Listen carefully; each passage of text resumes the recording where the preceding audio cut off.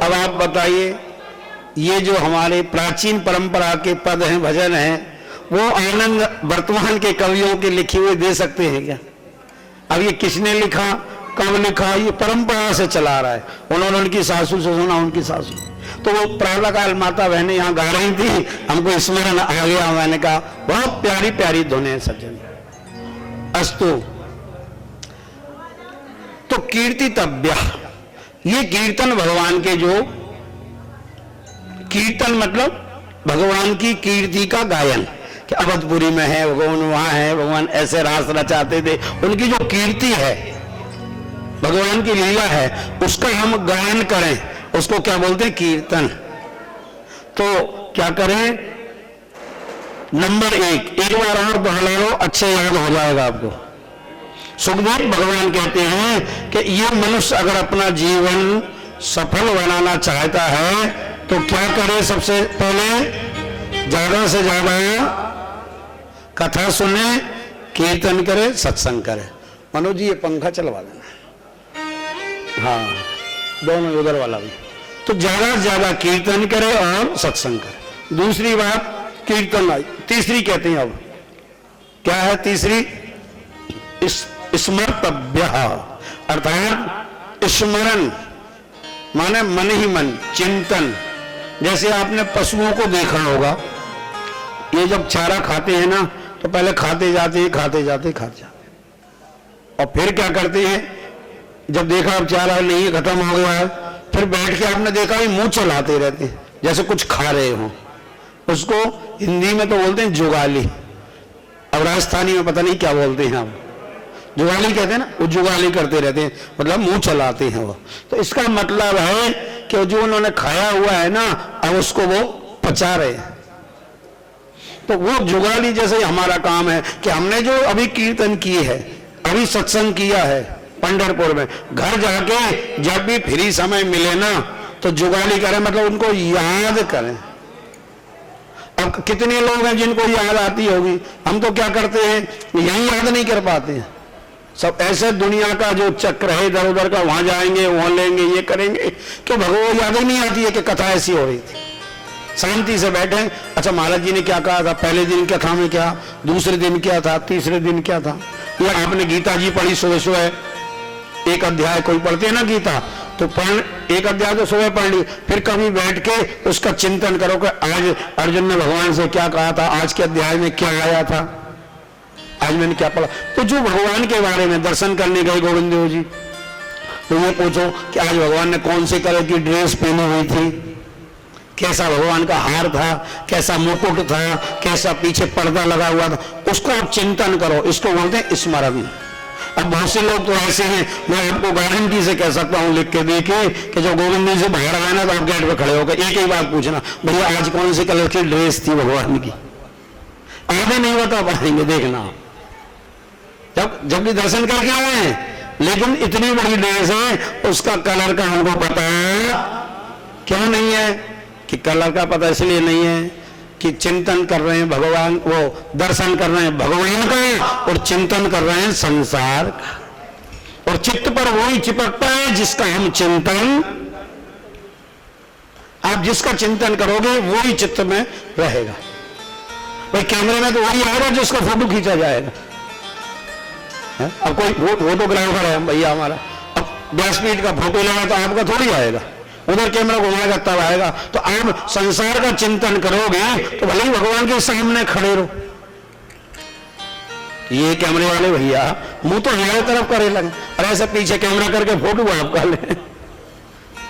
और सो महाराज जी मैं तो आपकी तरफ ही देख रहा था, आपका फोटो क्यों नहीं आया? अरे भैया मैं आपके मुंह करने से क्या होता, कैमरा का मुंह तो उधर था। बोलो बात सही है क्या गलत है? सही है ना? तो जिधर कैमरे का मुख होगा फोटो वहां आएगा, कि कैमरामैन का मुख होगा उधर होगा। तो ऐसे ही चित्त है कैमरा और व्यक्ति है कैमरामैन। अब हम जो कैमरामैन तो खड़ा है गोविंद के सामने, और कैमरा उधर दुकान में, मकान में, व्यापार में। अच्छा व्यापार में भी नहीं, दुकान में भी नहीं होता, पता कहां होता है? जैसे हम भगवान गोविंद के गए, अब देखना आप ये मन की बड़ी बारीकी क्या है। और ये बिना सत्संग के समझ में आए, आपने हाथ जोड़ लिए और वो ड्रेस का कलर क्यों नहीं आ रहा है समझ। जैसे आपने हाथ जोड़ा और सामने कोई फोटो ले रहा था मोबाइल में, उस पर दृष्टि गई, अच्छा कौन सी कंपनी का है, याद आ गया बहुत सुंदर मोबाइल है, अब वो मोबाइल का चिंतन चल लगा कौन सी कंपनी का है, अच्छा ये नोकिया, ये तो पंखे भी बनाती है। अब चिंता कहां से कहां चिंतन पहुंच गया। पंखे के साथ साथ ये तो आजकल इलेक्ट्रिक गाड़ियां भी बना ले लगी, इसकी गाड़ी सही नहीं आती है, अच्छा इसकी मैन ऑफिस तो चाइना में है वहां, तो एक लिंक से दूसरी तीसरी तीसरी चौथी ऐसी लिंक बनती जाती है कि हम गोविंद जी से चाइना पहुंच गए। तो अब भगवान गोविंद की ड्रेस कैसे याद रहेगी आपको, और वही नहीं है तो घर जाकर चिंतन कैसे होगा।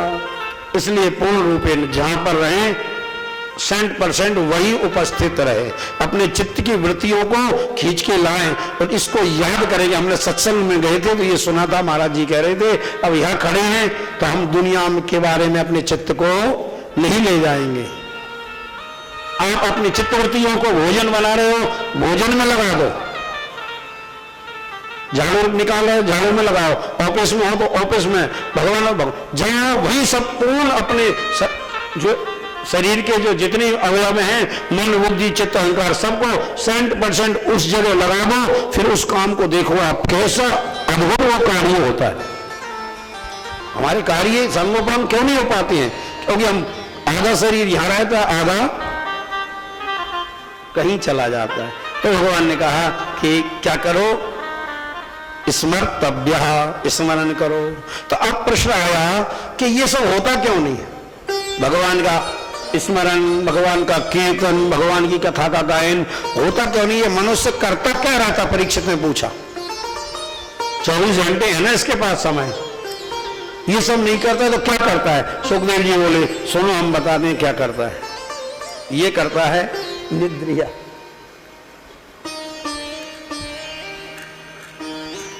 निद्रिया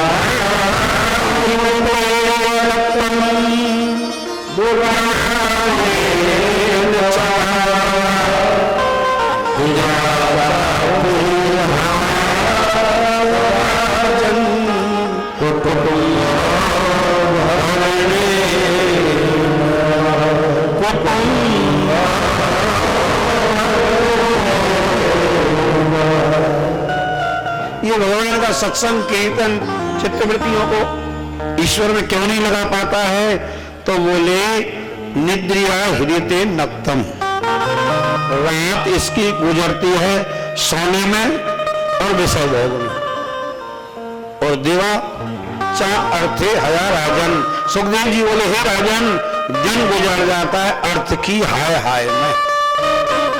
अर्थ मतलब पैसा, धन, धन को अर्थ कहते हैं। उस अर्थ में बहुत सा अनर्थ छिपा हुआ है सज्जनों, और अगर ये जरूरत से ज्यादा रह गया तो बहुत दुर्लभ ही लोग हैं जो जरूरत से ज्यादा होने पर पछताते हैं। ये अक्सर ये रिएक्शन कर दे, बहुत कम गिने चुने लोग ऐसे हैं जो धन का सही उपयोग कर पाते।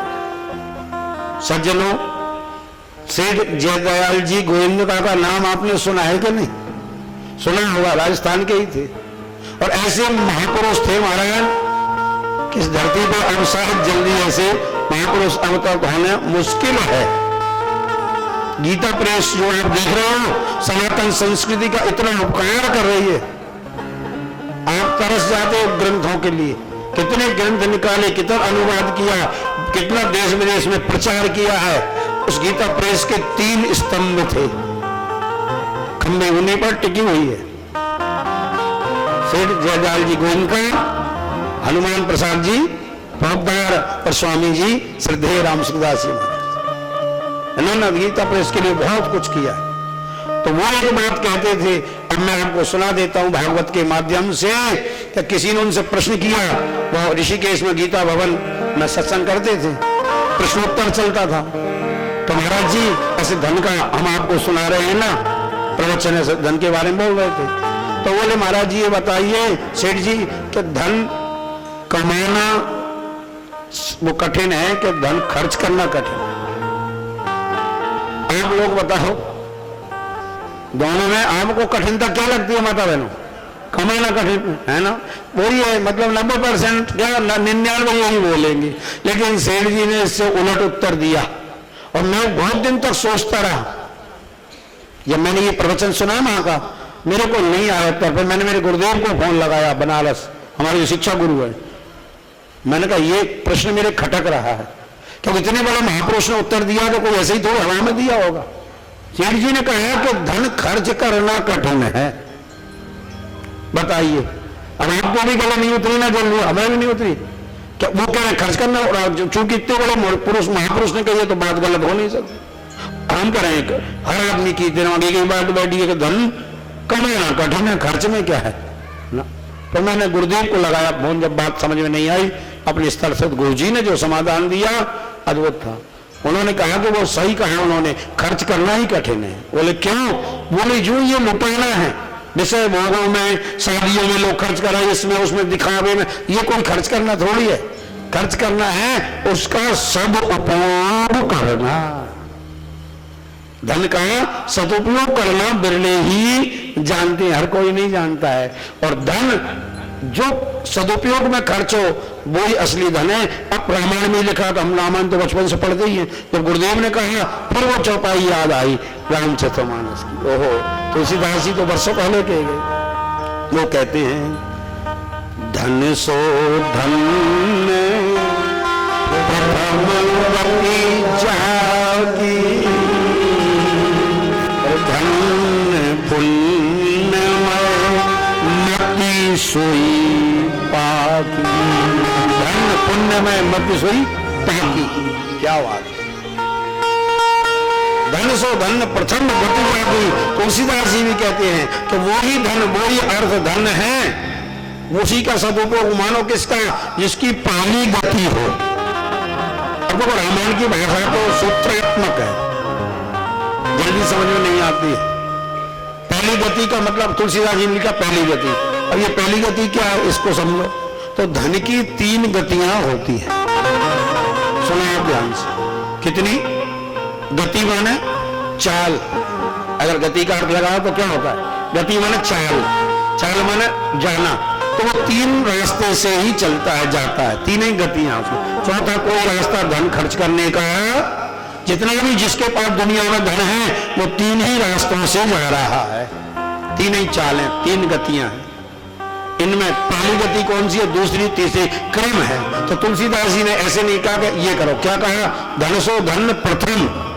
तो पहली चाल है, पहला धन का रास्ता है खर्च करने का, दान। जो आप लोग कर रहे हैं ना, ये कौन सा रास्ता है? फर्स्ट है। तो तुलसीदास जी का धन सो धन प्रथम कर दिया, मगर जो दान में खर्च हो वो ही धन है। पर दूसरा रास्ता कौन सा है? 3 है ना। एक है दान, दान पुण्य करो, शुभ काम। दान का तात्पर्य शुभ कार्य से। कोई भी XYZ आपने मर्जी आज पेड़ लगवा दी, तो ये मतलब दान नहीं, वो भी दान नहीं है। क्या शुभ कार्य में हो गया?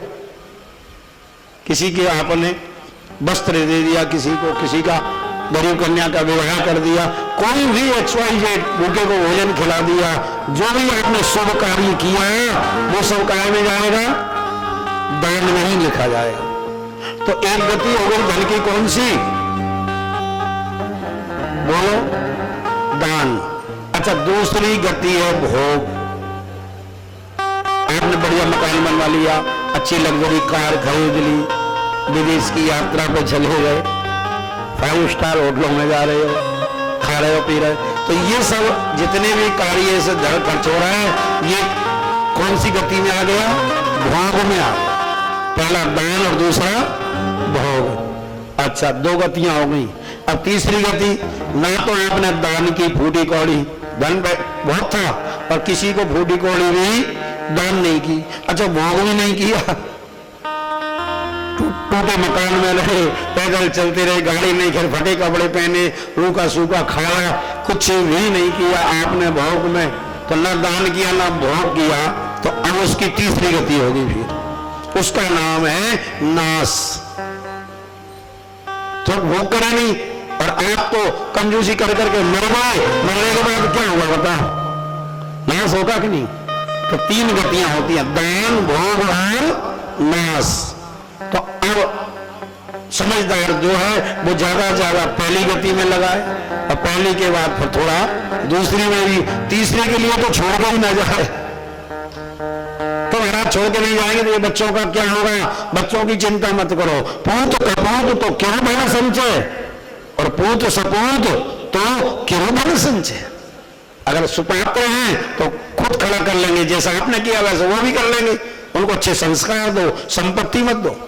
संपत्ति से तो बिगड़ते हैं। आज जितने भी जो है ना, आप समाज में उपद्रव देख रहे हैं ना नौजवानों के द्वारा, उनके जो है पिताओं ने उनको ऐसी संपत्ति दी है 2 नंबर ही कमा कमा के कि वो तो बिगड़ेंगे ही, और कहां जाएंगे।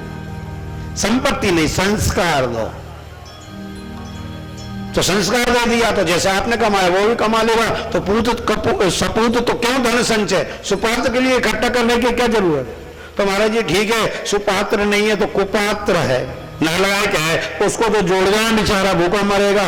बोले कितना ही जोड़ो, उसको भी जरूरत नहीं है। क्यों नहीं है? पूत कपूत तो क्यों, नालायक को जोड़ने की जरूरत नहीं, क्यों? कि वो सब बर्बाद कर देगा। आपने कमाया 50 वर्षों में, वो 5 साल में ही फुटपाथ पे आ जाएगा, दाने के लिए मोहताज हो जाएगा सज्जन। इसलिए क्या करें? दान करें। और एक संत विनोद में, व्यंग में कहते हैं कि दान कर दिया वो जाएगा संग। ये संतों की वाणी है। दान कर दिया वो कमाएगा, जहां भी मर के पैदा होगा वहीं मिलेगा। आदमी जो मिल रहा है वो दान का ही तो मिल रहा है, कल बताया था आपको। तो दान कर दिया वो जाएगा संग, और जो भोग कर लिया वो लग जाएगा अंग। और न दान किया न भोग किया, पड़ा उसमें लग जाएगी जंग। वृंदावन बिहारी लाल। तो महाराज इसलिए जो है ज्यादा धन की हाय हाय नहीं करना चाहिए। अब आगे कहते हैं कि सत्संग करने के लिए कुछ बातों का ध्यान जरूरी है। हर व्यक्ति सत्संग नहीं कर सकता। आप लोग भी थोड़े परेशान हो जाते हो, कुछ लोग तो बिल्कुल नहीं आ पा रहे हैं। क्यों नहीं आए? कि उन्होंने इन बातों का ध्यान नहीं रखा। अब अगर आप मन सत्संग में लगाना चाहते हैं, भगवान में लगाना चाहते हैं, आध्यात्म मार्ग में जाना चाहते हैं, तो कुछ इन बातों का ध्यान रखो। सुखदेव जी भगवान कहते हैं इस श्लोक में, जितासनो जितासनो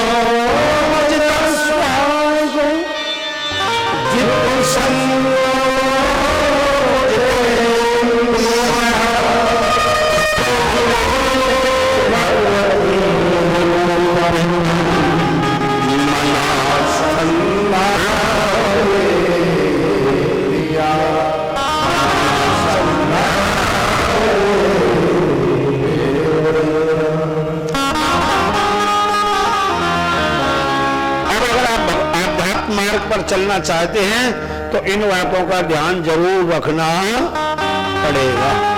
जैसे आप मान लो पंढरपुर आते हैं तो रेलवे स्टेशन पे ये ध्यान जरूर रखना पड़ेगा कि पंढरपुर ट्रेन कौन सी जा रही है। ऐसा थोड़ी मनमानी ट्रेन में बैठ जाओ और पहुंच जाओ।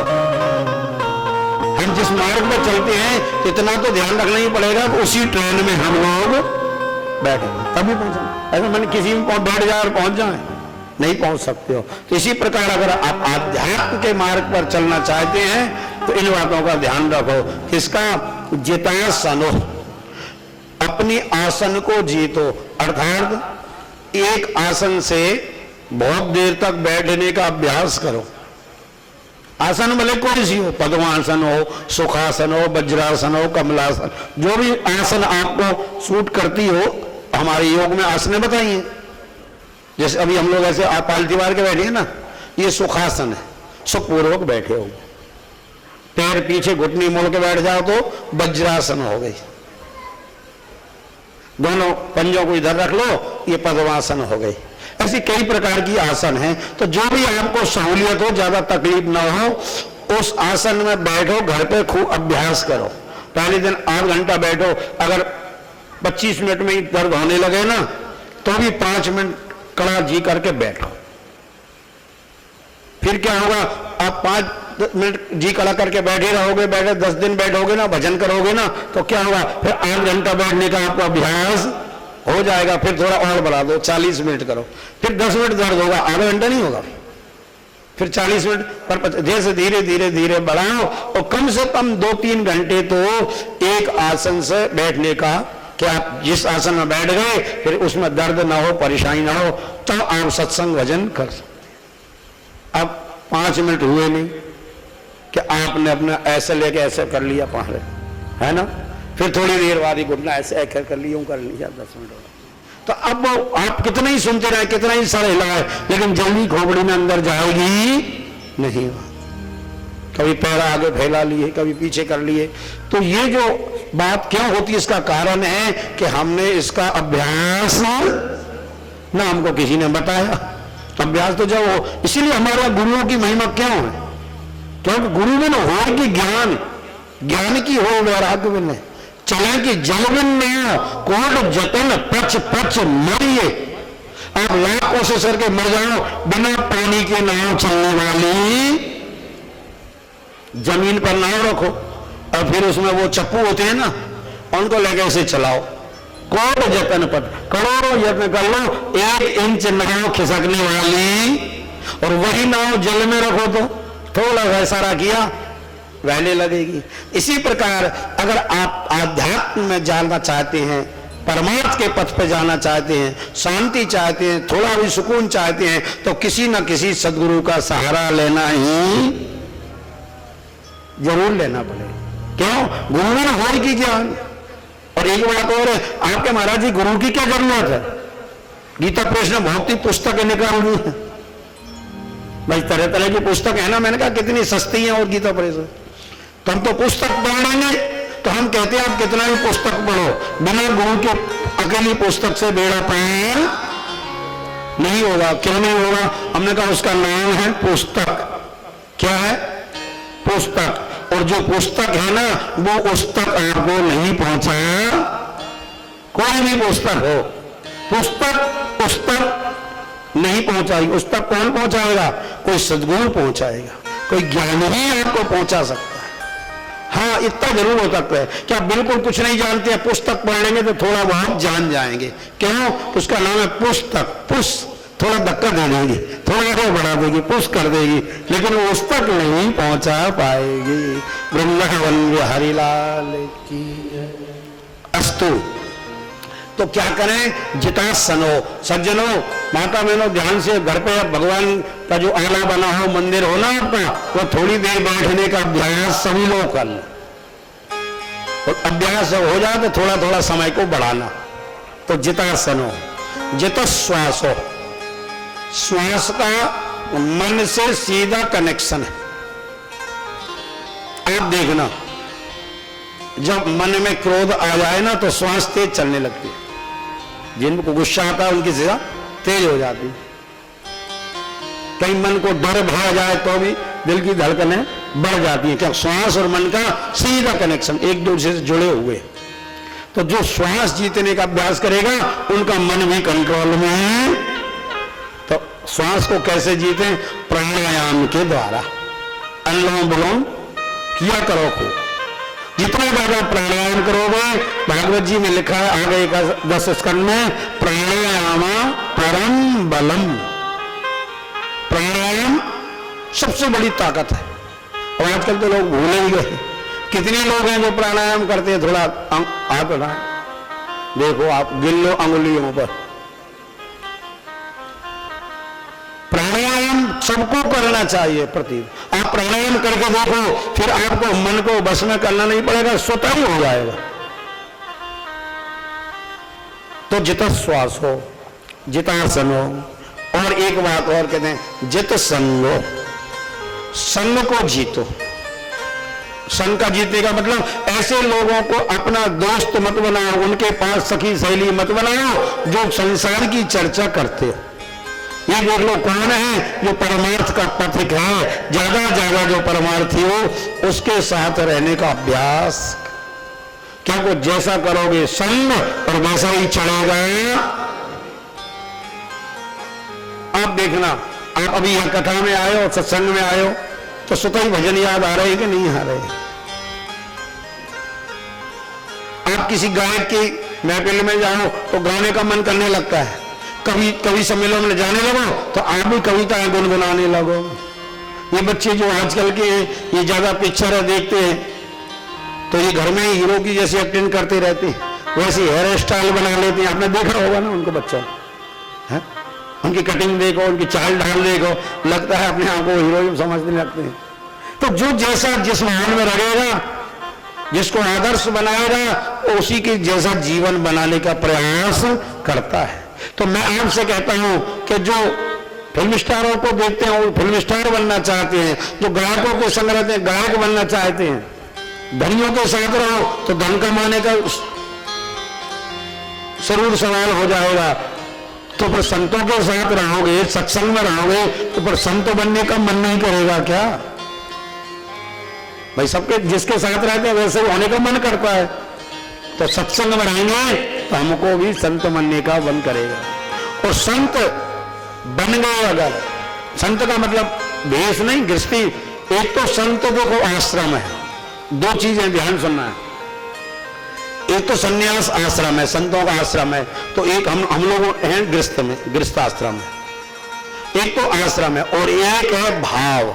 तो आप संत आश्रम में भले मत जाओ, संन्यास आश्रम में संत का भाव तो ले आओ। और भाव लगने मात्र से संत गाते एक पद याद आ गया, फिर आपको तृतीय स्कंध में ले चलेंगे। संत कहते हैं कि एक बार संतों के संगे लगकर तो देखो, ऐसी किस्मत खुल जाएगी जो पहले वर्षों से बंद है, जंग लगी हो ना, तत्काल खुल जाए। वृंदावन बिहारी लाल राधा गोविंद भगवान जय जय श्री राधे।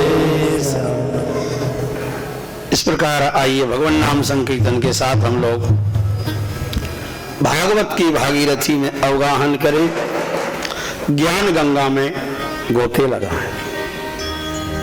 यद्यपि आज संख्या थोड़ी कम है, लेकिन कोई बात नहीं है, ज्यादा लोग भ्रमण के लिए निकल गए और कथा प्रारंभ से एक विनोद की बात याद आ गई। आनंद पूर्वक सुनना चाहिए, क्योंकि जीवन में भी विनोद होना चाहिए। हमें से एक जगह कह रहे थे विनोद की बात, विनोद दो चार बार बोला तो एक माता जी बोली, महाराज आप विनोद की बात तो बहुत करते, कोई दिखाई नहीं देता है कहाँ। मैंने कहा विनोद कोई व्यक्ति का नाम नहीं है, विनोद है मतलब यही अपना, तो आपको आनंद आया, मुस्कुराहट आई आपके चेहरे पर, यही विनोद है। अब लोग इस विनोद को भी अन्यथा ले लेते हैं। एक माता जी बहुत ज्यादा इधर उधर कर रही थी, मैंने कहा माता जी शांति के साथ बैठो ना, तो बोली महाराज जी सबके साथ बैठ जाऊंगी पर शांति के साथ नहीं बैठ सकती, वो तो मेरी कट्टर दुश्मन है और आप उसी के पास बैठा रहे हो मेरे। तो कहने का भाव है कि इस तरह से हम लोग जब कथा सुने तो आपके महाराज जी क्यों, इसका प्रमाण आपको देते हैं। पहली बात तो प्रसन्न रहने से जल्दी कोई रोग आता, जो अंदर से एक स्वाभाविक हंसी निकलती है ना, इससे हमारी रोग प्रतिकारक क्षमता बढ़ती है। इसलिए परिवार में भी अपने बच्चों के साथ थोड़ा हंसा करो, मुस्कुराए करो, बच्चों से बोलो, छोटे छोटे बोलो, बेटा कोई जोक सुना, कोई सुना हो तो बताना, और वो सुनाए तो भले आपने सुना भी हो ना पहले, तो उसको उत्साह बढ़ाना, हंसना, मुस्कुराना, इससे आपकी रोग प्रतिकारक क्षमता बढ़ेगी। आज ज्यादा बीमारियों का कारण ये है कि व्यक्ति इतना गमगीन रहने लगा, इतना टेंशन में रहने लगा कि हंसना मुस्कुराना भूल ही गए। और जगह की बोलो, कई जगह कथाओं में भी इतने गंभीर होकर बैठते हैं, मानो तीये की बैठक में आए हो, ऐसा लगता है। अब वहां तो ठीक है भाई, गमगीन होना स्वाभाविक है, क्योंकि वहां अगर इस तरह करेंगे तो लोग असभ्य समझेंगे। उस जगह आप जाके और आपके मन में हंसी भी आ रही है तो उसको रोक लेना चाहिए और चेहरे को उदासीन भाव लाना ही चाहिए। क्यों लाना चाहिए? कि वो माहौल ही ऐसा है।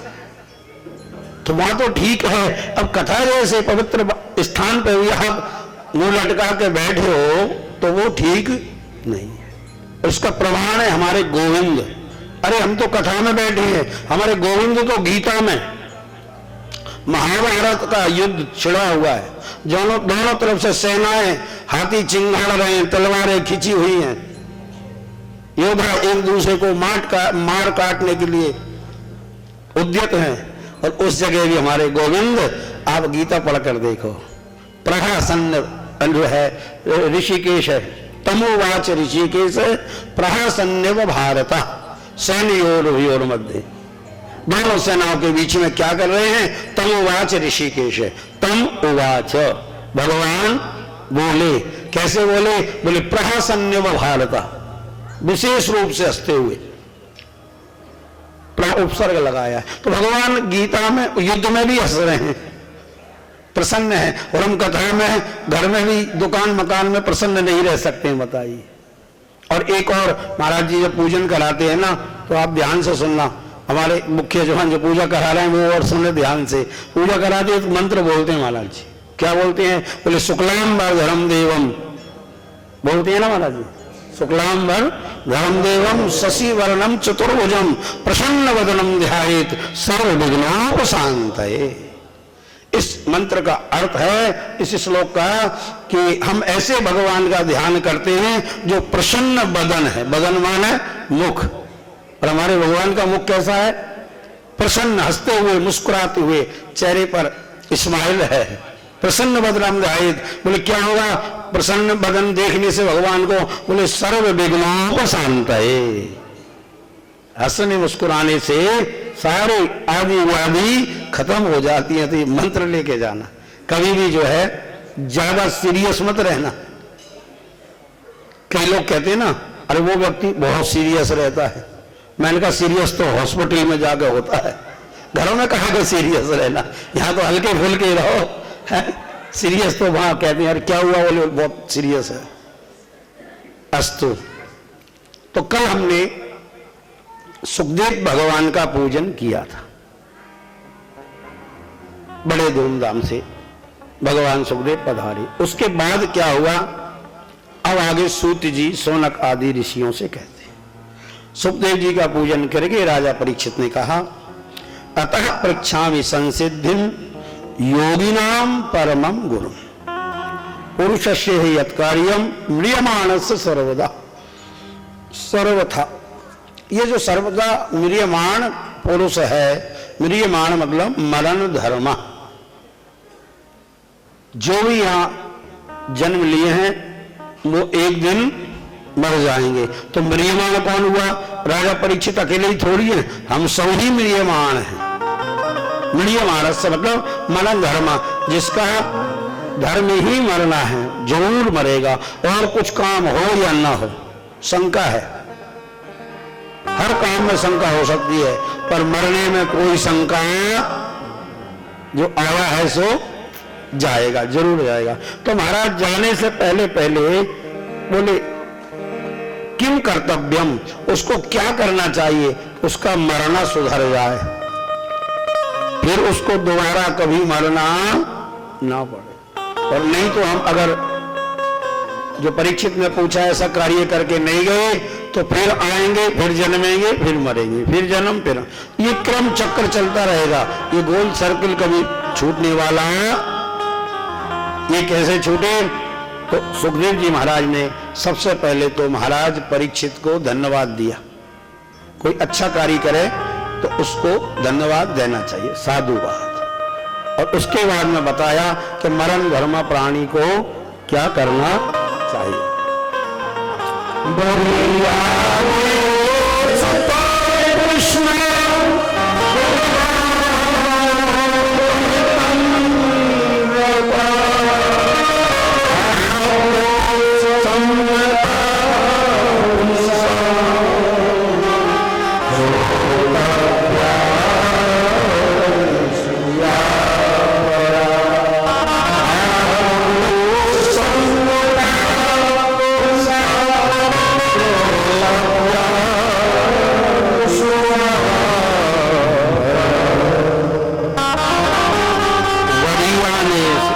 प्रश्न ते मन तुम्हारे, जो प्रश्न है राजन बहुत श्रेष्ठ है, क्योंकि प्राण करके आत्म कल्याण के बारे में कोई सोचता नहीं, सब संसार के बारे में ही ज्यादा सोचते हैं। आत्म कल्याण की बात आपने पूछी है, इसलिए आपको बहुत बहुत धन्यवाद है। आत्मिक सम्मतः पुंसाम, और आत्म उद्धार जब तक नहीं करेंगे तब तक हमको चैन नहीं आएगा। ये ऐसी विडंबना है, सब भ्रम है कि मानस में लिखा है भ्रम न सके कोई टार, रजत सीप में भास जिनी जथा भानुकर बारी, और जगपि मृषाति काल महु भ्रम न सके कोई टार। जैसे किसी को कोई भ्रम हो जाए ना तो वो भ्रम टालना बड़ा मुश्किल होता है। कैसे? ऐसे समझ लो उदाहरण से, जैसे आप रात में कोई छोटी सकड़ी गली है, 2-3 फीट की गली है छोटी सी, और अंधेरे में आप उधर से जा रहे हैं, और क्या हुआ अंधेरी गली में यूं एक रस्सी पड़ी हुई है काली, अब वो रस्सी को आपने देखा और अंधेरे के कारण एक भ्रम हो गया कि रस्सी नहीं है, क्या है, समझ गए ना? तो अब कोई लाख आपको समझाए कि भाई रस्सी है सांप नहीं है, और थोड़ी बहुत समझ में आ गई आएगी ना, हिम्मत करके जाओगे, और भगवान ना करे जैसे आपने हिम्मत बनाई उसी समय हवा चल गई, और हवा चलने से क्या हुआ, वो रस्सी थोड़ी हवा चली हिलेगी, सो सारी हिम्मत गायब हो जाएगी, फिर भाग जाओ। तो ठीक है, जो रस्सी में सांप की स्थिति है वही जगत में हमारी स्थिति है। रस्सी को जिसने सांप समझ लिया, ऐसे ही हमने भी भगवान को संसारी ही समझ लिया। उसमें सांप नहीं है, क्या है, रस्सी है, पर भ्रम हो गया। ऐसे ही संसार में भगवान के अलावा कुछ है ही नहीं, कण कण में गोविंद समाये हुए, पत्ता पत्ता में ईश्वर है, लेकिन हमको भ्रम हो गया कि ईश्वर नहीं है, क्या है, जगत है, संसार है। अब वो रस्सी में सांप का भ्रम हो गया तो उससे डर लगेगा कि नहीं, परेशानी होगी कि नहीं होगी, कब तक होगी बताओ? वो दुख कब तक रहेगा वो सांप का, जब तक हाथ में टॉर्च नहीं आ जाएगी। लोग लाख प्रवचन देते रहे कि नहीं इसमें सांप नहीं है, सांप, आप नहीं मानोगे तो प्रवचन भले ही कम मिले हमको, हमारे हाथ में कोई टॉर्च थमा दे, दीपक दे दे, तो दिया और टॉर्च क्या करेगी, उस भ्रम को दूर, फिर हम कहेंगे हम फालतू में ही लड़ रहे थे, ये तो सांप आप कुछ भी नहीं है, रस्सी ही रस्सी है। इसी प्रकार अगर ज्ञान का दीपक सदगुरुदेव के द्वारा आपके हाथ पर आ जाए, अगर सत्संग की टॉर्च आपके हाथ में आ जाए, तो फिर आपका जो है, जैसे रस्सी में से सांप गायब हो जाता है और रस्सी बचती है, वैसे ही इस जगत से संसार गायब हो जाएगा, भगवान ही भगवान बचेंगे, और जहां देखो वहां भगवान ही दिखाई देंगे। तुलसीदास जी को वो भ्रम हट गया, इसलिए वो कहते हैं सिया राम में सब जग, कहा ना तुलसीदास जी, उपनिषदों ने कहा ईशावास्यमिदं सर्वम, ईशावास, ईशम मतलब भगवान ही सब जगह, ईश ही है। अर्जुन को बात समझ में आ गई, अर्जुन ने कहा वासुदेव सर्व इति, सर्वम इति वासुदेव, सब में भगवान ही भगवान है, भगवान के अलावा कुछ दुनिया में है ही नहीं। जैसे मैंने कहा ना, उसमें रस्सी रस्सी है, सर्प नाम की कोई चीज है ही नहीं, लेकिन वो सर्प किससे दिख रहा है, अंधेरे के कारण, और इसमें जो जगत दिख रहा है, संसार में दुनिया में टेंशन परेशानी दिख रही है, वो अज्ञान के कारण। तो आप कहे महाराज अज्ञानी, हमको कैसे कह दिया आपने, हमने तो एमए पास किया हुआ है, मैं बीएड हूं, बीकॉम हूं, बीटेक, आजकल तो कितने कोर्स हो गए, पीएचडी मैंने कर रखी है, और आप कह रहे हो अज्ञानी है हम। तो देखो ये जो विद्या है हमारी ये असली विद्या, ये तो पेट भरने वाली विद्या है, नौकरी दिलाने वाली। असली विद्या है यह विद्या। आप ध्यान से सुना, विद्या कौन सी है? भले आप पढ़े लिखे ना हो, एक अक्षर ना जानते हो, पर वो विद्या प्राप्त हो जाए तो बेड़ा पार होगा। कौन सी? बोले यह विद्या सा विमुक्त है। विद्या वो है जो हमको संसार सागर के सारे दुखों से छुटकारा दिला दे। बोले राधा गोविंद भगवान। तो सुखदेव जी महाराज ने बहुत सुंदर बात कही, और ये सुखदेव जी के मुख से निकला हुआ प्रथम श्लोक है। एक और ध्यान से सुनने बाद, अभी तक जो कथा चल रही थी पहले स्कंद की थी कल, और उसमें 19 अध्याय हैं। 19 अध्यायों की कथा कल आपने सुनी। वो सारी कथा जो है सूति जी सुना रहे थे और शौनक आदि ऋषि सुन रहे थे। कहां पर सुन रहे थे? नैमिषारण्य में। अब नैमिषारण्य से कथा उठकर आ गई, कहां आ गई? अब सुक्ताल में आ गई। भाभी चल रही वहां सुनाते हैं, पर हमारा प्रसंग आ गया सुक्ताल में। बट वृक्ष के नीचे सुखदेव भगवान बैठे हुए हैं। अब राजा परीक्षित को सुनाएंगे, और यहां से द्वितीय स्कंद प्रारंभ होता है, और सुखदेव जी के मुख से निकला हुआ ये पहला श्लोक है। ये भी ध्यान रखें।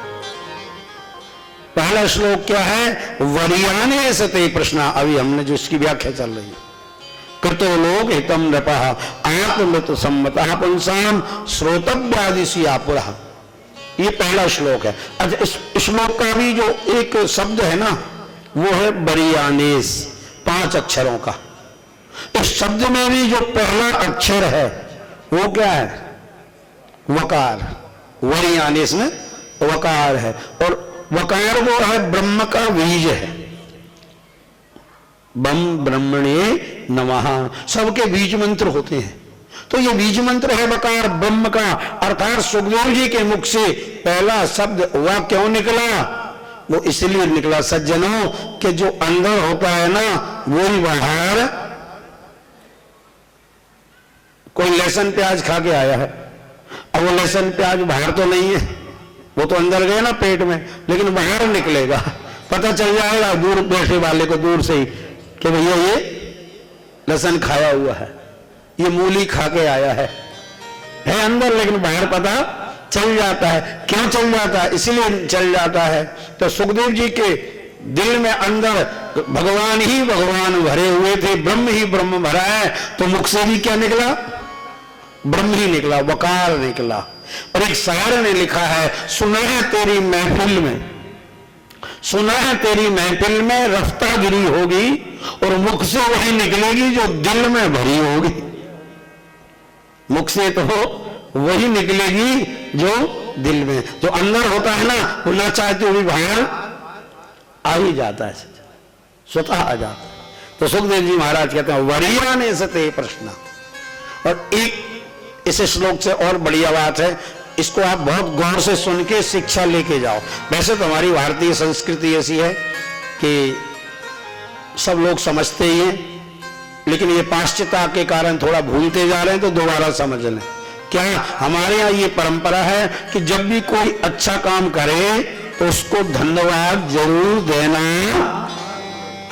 चाहे वो छोटा ही बच्चा क्यों ना, बच्चा क्यों ना हो, कोई मजदूरी क्यों ना हो। आपको लगे इसने अच्छा काम किया, ऐसा नहीं अरे ये तो मजदूर टाइप का, उसको क्या धन्यवाद देना, उसको ही बोलो भैया थैंक यू, बहुत अच्छा काम किया। धन्यवाद जरूर देना चाहिए। अगर उसने बढ़िया काम किया, आपने धन्यवाद नहीं दिया, तो आप कृतज्ञ कहलाएंगे, कृतज्ञ, कृत को न मानने वाले। और स्वामी जी महाराज ने कहा है कि सबका उद्धार हो सकता है, पर कृतज्ञ का कभी नहीं हो। कृतज्ञ मतलब समझ गए कि नहीं? कृतज्ञ का अर्थ होता है किए को न मानने वाला। कुछ किया और वो मान ही नहीं रहा, कर दिया तो कर दिया, कोई बात नहीं। तो आजकल ये पाश्चात्य के कारण कृतज्ञता बढ़ती जा रही है, तो नहीं, कृतज्ञता होना चाहिए, उसके प्रति हम कृतज्ञता ज्ञापित करें जिसने अच्छा काम किया है। और हमारी परंपरा रही है, ये छोटे से काम में हम लोग धन्यवाद देते हैं। अब देखो यहाँ सुखदेव जी ने राजा परीक्षित को धन्यवाद दिया, क्यों? कि इनने अच्छा प्रश्न किया। उधर पार्वती मैया ने जब राम कथा में प्रश्न किया तो हमारे भोले बाबा भी यही कहते हैं, धन्य धन्य गिरिराज कुमारी।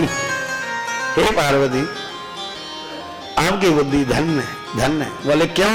बोले इसीलिए धन्य है, धन्य धन्य गिरिराज कुमारी पार्वती मैया से। भोले बाबा क्यों कह रहे हैं? बोले इसीलिए कह रहे हैं कि पूछो रघुपति कथा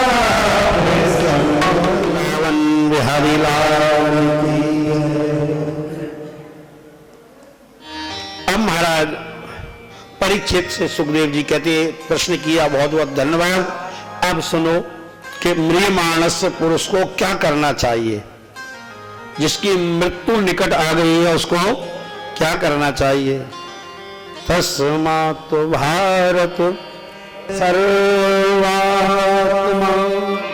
भगवान ईश्वरो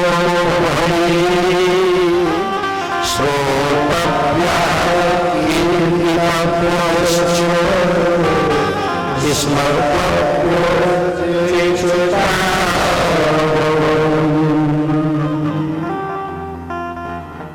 श्रोतव्या।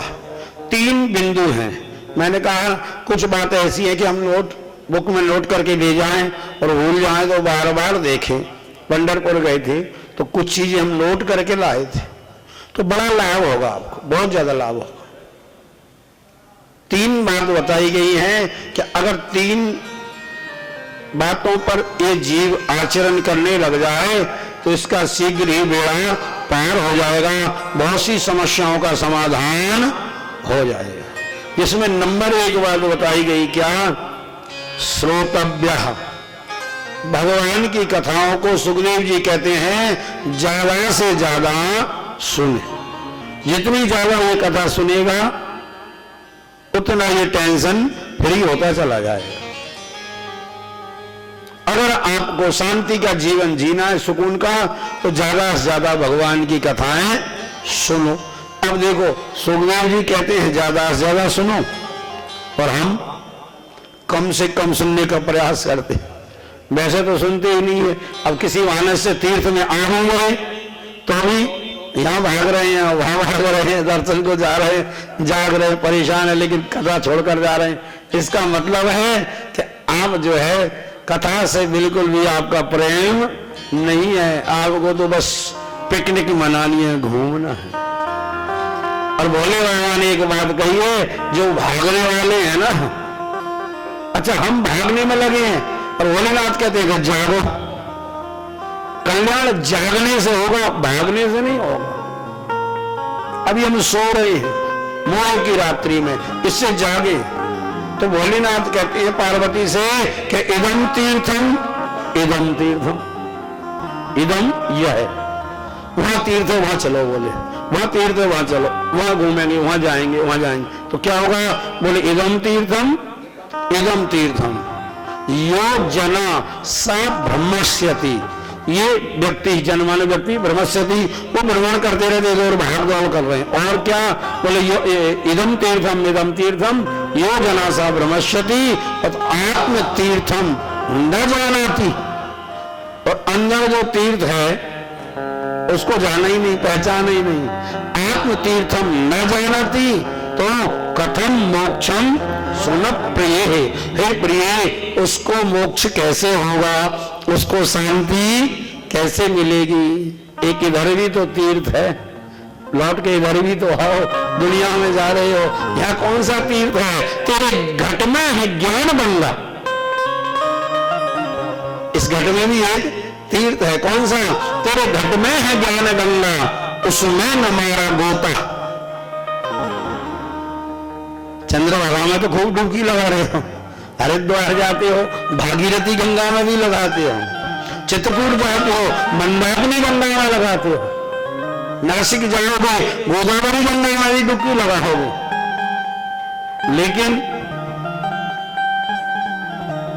इस गंगा में भी लगा। कौन सी गंगा? तेरे घट में है ज्ञान गंगा, उसमें न मारा गोता, और तृष्णा के बिंदु जल से इस तन को धो रहा है। अब जाग मूढ़ मन तू मुद्दत से सो रहा है। अब जाग मूढ़। बड़ी महिमा है सत्संग की सज्जनों। एक राजा जंगल गया, उधर से आ रहा था तो एक शिकारी आवाज लगा रहा था, तोता ले लो, तोता ले लो, तोता ले लो। तो महाराज राजा ने कहा चलो ठीक है, पिंजरे में पालेंगे तोता मैना, बढ़िया होते हैं, इनको कुछ सिखाएंगे। कितने का है? बोले 1 रुपए का। बोले जल्दी दे दे। तोता ले लिया महाराज उसने शिकारी का। अब और आगे जा रहे थे, एक संत भी बोल रहे थे तोता ले लो, तोता ले लो। महाराज जी आपका भी तोता ले लेते हैं, ये कितने का है? बोले 50,000 रुपए का। बोले इसमें क्या हीरे मोती जड़ेगा महाराज जी? बोले वो तो तुम्हारे विवेक पर, ले लाओ तो ले, नहीं चलो यहां से, है हम तो ऐसे ही बेचते हैं। फिर भी राजा ने सोचा कि अब इतना कीमती है तो कुछ तो होना ही चाहिए, चलो ले लेते हैं। वो भी ले लिया महाराज। अब एक बात बताओ, आप कोई 50,000 की वस्तु लाओ और 1 रुपए की लाओ, दोनों को कहां रखोगे? रखने की जगह बताओ। 50,000 वाली को अंदर रखेंगे, थोड़ा सुरक्षित रखेंगे, क्योंकि वे कहीं भी टांग देंगे। तो इसको तो इसने जो है ना बाहर ही टांग दिया पिंजड़े में, दरवाजे गेट में। 1 रुपए वाले को, चूंकि 50 का था, संत का था, तो उसको ले जाके और अपने कमरे में रखा तोते को। लेकिन मन में सोच रहा कहीं ऐसा तो नहीं मैं ठग गया हूं। आप भी सब सत्संग में आते हो तो राजा की जैसे ही सोचते हो कि ऐसा तो नहीं हम व्यापार छोड़कर आए हैं या कुछ गलत कर रहे हो, 7 दिन के लिए ठगे जा रहे हो, वह नुकसान हो रहा है, ये हो रहा हुआ। मन में आता है, हम सब वो राजा के जैसे ही हैं। मन में आता है इतना नुकसान हो जाएगा, ये हो जाएगा, जी कड़ा करके आ गए कोई, जैसे राजा ने ले लिया था। लेकिन उसका पता कब चलता है? बहुत कालांतर में चलता है कि ये ठगे नहीं है, ये जो सौदा है ना यही सस्ता है। वो तो बहुत महंगा सौदा था। बोले कैसे? तो कहा कि राजा ने बैठ उसके कमरे में टांग दिया और सुबह सो गए। अब राजा महाराजा विषय विलासी जीव होते हैं, वो तो उठते थे 8-8, 9-9 बजे सो करके, और जैसे ही 4 बजे ब्रह्म मुहूर्त हुआ, और जो हम लोगों के सोने का समय होता है, संतों का वही जागने का समय। विषय जीव प्राय करके देखना, आप रात को तो 1-1, 2-2 बजे तक जागते रहेंगे, और ब्रह्म मुहूर्त में उनको ज्यादा नींद आती है। बहुत से लोगों को देखना तो संसारी हैं, वो सुबह ही ज्यादा नींद आएगी, और संत महाराज वो तो ब्रह्म मुहूर्त में जग जाते हैं। और एक बात हम कहते हैं ब्रह्म मुहूर्त की चर्चा में, आप लोग ध्यान से सुनो, कि जिसने ब्रह्म मुहूर्त नहीं देखा, अब मान लो जो सूर्योदय के बाद सो के उठा तो ब्रह्म मुहूर्त निकल ही गया ना, तो उठना तो दूर रहा, उसने देखा भी नहीं, समझा भी नहीं, महसूस नहीं किया कि ब्रह्म मुहूर्त होता क्या है। अच्छा, जो लोग जल्दी उठते हैं ना सुबह सुबह 4:30-5 बजे, वो बताएं उनका दिन कैसा गुजरता है, अंदर कैसी फीलिंग होती है। और किसी दिन किसी कारण से देर से उठना पड़ जाए मान लो, उस दिन कैसा लगता है, कितना उसमें दोनों में वो है। तो महाराज ब्रह्म मुहूर्त का अपना महत्व है। तो हुआ क्या कि राजा तो विषय था, देर तक सोता था, और वो तोता संत का था, और जैसा करेंगे संग और वैसा ही चलेगा। तो हमारा तोते पे भी रंग चढ़ गया था संत का। और जैसे ही 4 बजे और तोता बोला, राजा सोता क्या करे, भजले कृष्ण मुरार। हे राजन, ये क्या सो रहा है तू, उठ और भजन कर भगवान का। राजन सोता क्या करे, भजले कृष्ण मुरार। और एक दिन तो सोना लंबे पांव को सहार। एक दिन ऐसा सोगा कि जवानी से नहीं जागेगा, है परमानेंट ही जो है चला जाएगा चिर निद्रा में, इसलिए उठ और भजले। अब राजा चौंका, अर्थ हो गया ध्यान में। अरे राजा उठा और सोचने लगा चलो राम राम करूं। इतने में तोता फिर बोला, 2 बातन को भूल मत, जो चाहे कल्याण, नारायण एक मौत को और दूसरे श्री भगवान। राजा ने कहा ये तो सौदा सस्ता है, इसने तो मेरे को मोह रात्रि जगा दिया। कितने दिन में पड़ा हुआ था। महाराज राजा को वैराग हो गया, प्रतिदिन सुबह 4 बजे उठने लगा, उठ के राम राम की माला फेरने लगा तोते के साथ में, और राजा का जीवन बदल गया। तो मैंने कहा कि आप सब भी रहो राजा के जैसे हो। पहले सोचते हो सत्संग में जा रहे हैं, काम धंधा व्यापार छोड़ के कहीं महंगा तो है सौदा, और जब जाते हो उसमें रस आने लगता है, जब आनंद मिलता है, सुकून मिलता है, तब बात समझ में आती है कि जीवन व्यापार से, दुकान से, मकान से नहीं बदलेगा। यद्यपि वो भी करो, कोई बुराई नहीं है उसमें, लेकिन जीवन अगर बदलना है तो वो सत्संग से, व्यापार से, दुकान मकान से, व्यवहार से, तो एक जीवन यापन होता रहेगा जिंदगी, वो भी जरूरी है। कैसे है? जैसे कि मोटर कार में ब्रेक होते हैं, संसार के काम ब्रेक के जैसे हैं। कार में ब्रेक बहुत जरूरी है, लेकिन ब्रेक लगा ही नहीं रहना चाहिए। परमानेंट लगा दिया तो कार आगे बढ़ेगी क्या? नहीं बढ़ेगी। तो काय के लिए बनाया? वो तो कोई खतरा है, समस्या हो तो अपना लगा दिया, नहीं तो चलने दो गाड़ी। इसी प्रकार से अगर आपको ज्यादा समस्या आ रही है, अब खाने के ही दाने लाले पड़े हुए हैं, बहुत समस्या, तो उसमें लग जाओ।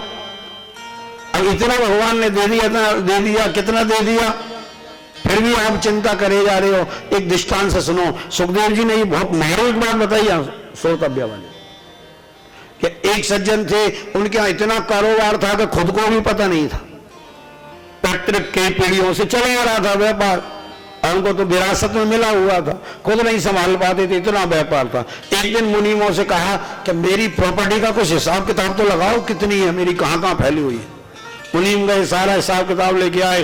बोले महाराज आपकी प्रॉपर्टी का हिसाब संख्या में तो नहीं लगा सकते हैं, कितने अरबों की है, तो बोले एक अनुमान जरूर बता देंगे। क्या? बोले महाराज आपकी आने वाली 7 पीढ़ियां बैठे बैठे खाती रहे, उनको कुछ करने की जरूरत है, इतनी संपत्ति है आपके पास पूर्वजों के द्वारा दी।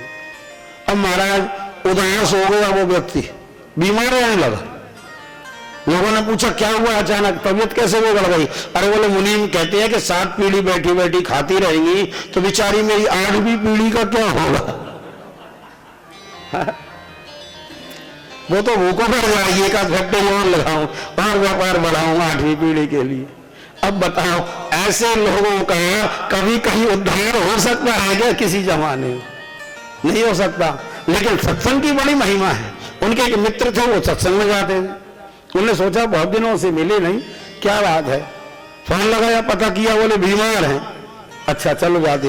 अब वो घर गए, यार क्या हुआ, इतने दिनों से आए नहीं पार्क में घूमने के लिए, परेशानी है। अरे बोले तबीयत खराब हो गई। अचानक क्या हुआ, ऐसा कुछ गलत खा लिया पी लिया? कहेंगे नहीं नहीं नहीं, पूरी बात बताई कि मुनीमों ने ऐसा ऐसा कहा। वो समझ गया इनका इलाज दवाई नहीं है, इनका इलाज दूसरी जगह है। बोले एक काम करना, फला आश्रम में एक संत रहते हैं, उनको एक समय का भोजन दे आना, क्योंकि वो अपने बनाते नहीं है, अयाचक है, वो न किसी से मांगते हैं न बनाते हैं, कोई बना बना दिया तो पा लेते हैं और नहीं तो लेते ही नहीं है।